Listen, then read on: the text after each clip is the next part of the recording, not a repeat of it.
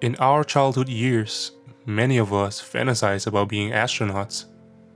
There's just something so compelling, so exciting, or romantic about the idea of taking a voyage into the great black beyond, conquering the stars and the unknowns of our humble little galaxy for the good of mankind. And of course, zapping a few little green men along the way. However, few of us will ever fulfill these whimsical dreams.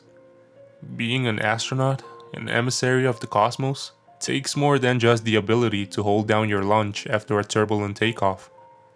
It's incredibly hard work, all physics and chemistry, and a good dose of good old-fashioned military resilience.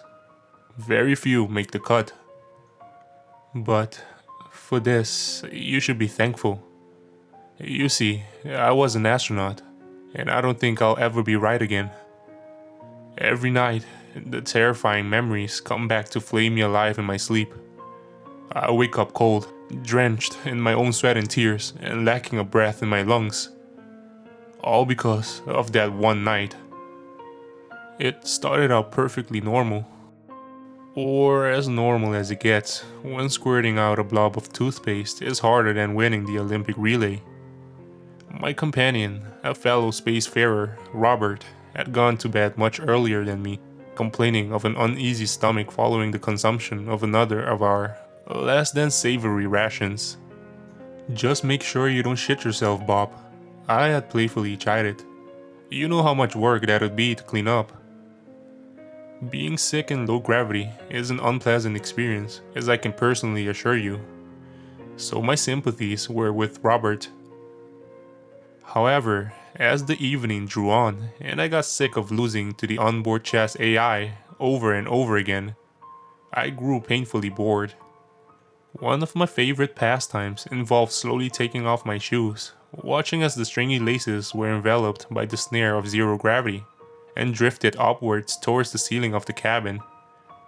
Sure, it was childish, but don't judge me for it if you haven't tried it for yourself. Even the smallest things can amuse you in such a lonesome and otherworldly environment. As I watched my rubber soles take off like a shuttle above my head, that was when I heard it. Faintly at first, but unmistakably in the complete silence of the cabin. Static.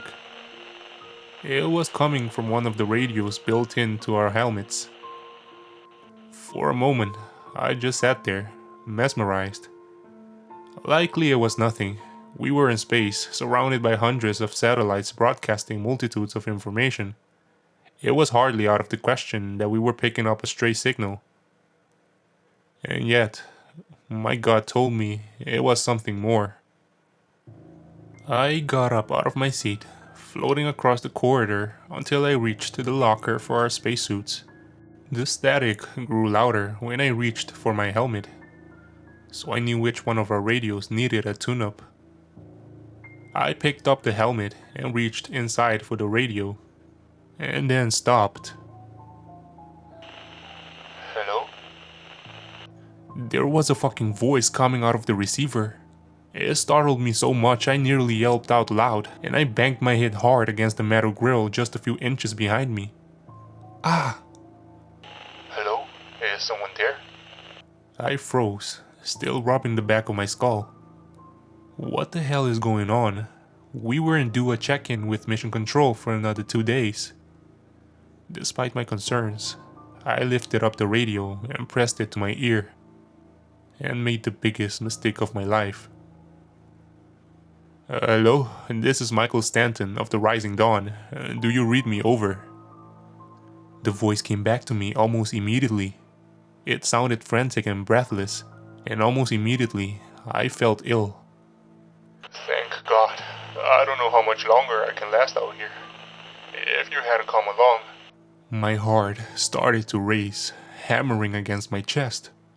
What's going on? Where are you communicating from? Over. I'm right outside your ship, Stanton. Can you open the hatch door and let me in? I think for a moment there, my blood actually ran cold. There was no way anybody could be out there. There were no other human beings for hundreds of thousands of miles. We were alone up here, me and Robert. That had been the point. The voice became anxious when I didn't reply. What are you waiting for, Stanton? Open the damn hatch and let me in. My mouth felt drier than sandpaper. My tongue was bloated, heavy like a vat of butter. No words would come. Stanton, come on. Are you going to just leave me out here? I found the strength to flick off the radio, letting it slip from between my fingers and drift through the air. I watched it go, relieved to be away from it.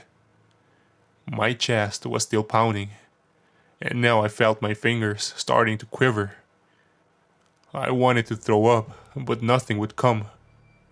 The body gets used to harsh conditions. It just didn't know how to prepare for this. I pulled myself against the wall while trying to catch my breath. I shut my eyes, trying to escape the endless blackness surrounding me, only to find another waiting for me beneath my eyelids. Then, when I thought it couldn't possibly get worse, I heard it. Let me in. The voice wasn't like before. It sounded demonic. No longer humanoid at all, but deep, guttural, and fierce. The radio continued to float away, silent as the space that enveloped us both. The voice was coming through the walls, from outside the ship. Let me in.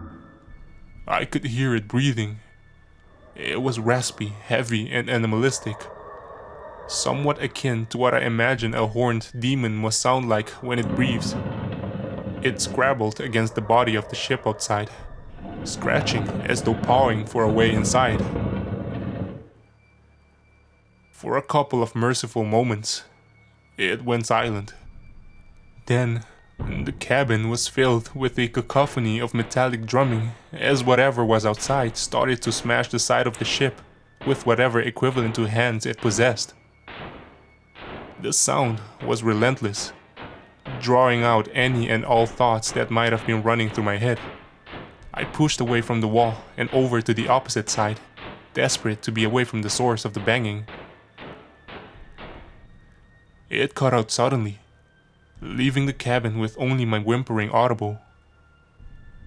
But after a couple of seconds, it started up again on that side too, that awful, harrowing scream continuing. Let me in. Let me in. Let me in. I must have blacked out some point under the sheer duress of the whole thing, because my next memory was Robert slapping my face. Night had come and gone, and the cabin was silent once more. Somehow, he had slept through the whole thing. I was incredulous. For a bit, I believed I must have imagined the whole experience.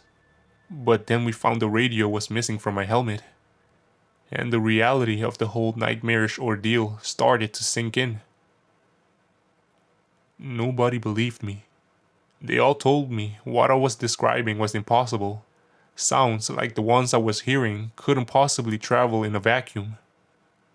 Robert, for all of the depth of friendship we had achieved whilst holed up together for 4 years, thought I was nuts. Well, screw him, because everything that happened to me was real. Absolutely real. Even now, a whole 20 years after I came back home, the memories are more vivid than ever. No amount of forced therapy or visits with gangly, patronizing psychiatrists will ever free me from them. They are a part of me now. But it's okay, because you believe me, don't you? The supernaturally inclined, the believers. Here in the 21st century, we are all so accepting of one another. There's always an ear willing to receive. So, that's why I'm writing this here. The story of Rising Dawn, and the thing that tried to attack us. The thing that was alive in the vacuous cold of space without protection. The thing that's still up there, somewhere.